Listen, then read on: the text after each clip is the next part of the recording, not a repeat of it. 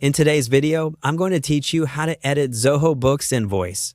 Editing an invoice in Zoho Books is quick once you know where to look, and I'll walk you through it clearly so you can make accurate changes with confidence. Before we begin, make sure you're signed in to the correct organization and that your role has permission to edit invoices. Also note that if your accounting period is locked or an approval workflow is enabled, you may need the right access before continuing. Start on the Zoho Books dashboard and log in as you normally would. If you manage multiple organizations, confirm you're in the right one by checking the org name at the top. It's also a good idea to have any invoice details you plan to update, like revised quantities, rates, or tax notes ready to go so you can complete the edit in one pass. From the left-hand menu, open the Sales section. This is where you'll find all your revenue-related items, including estimates, invoices, and payments received. If your menu is collapsed, hover or click to expand it so you can see the labels clearly. Once Sales is open, select Invoices. You'll land on your invoice list, typically sorted by the most recent activity.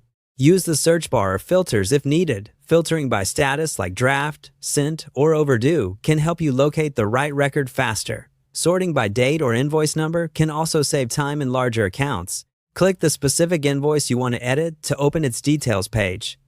Take a moment to review the customer name, invoice date, due date, line items, taxes, and totals. Pay attention to the invoice status. If it's already sent or partially paid, consider whether the change affects amounts your customer has seen or paid.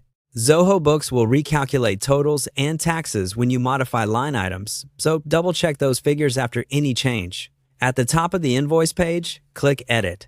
You can now update fields like the customer reference, terms, invoice date, due date, item descriptions, quantities, rates, discounts, and tax codes. If you're adjusting line items, ensure that the unit price and tax treatment are correct for your region.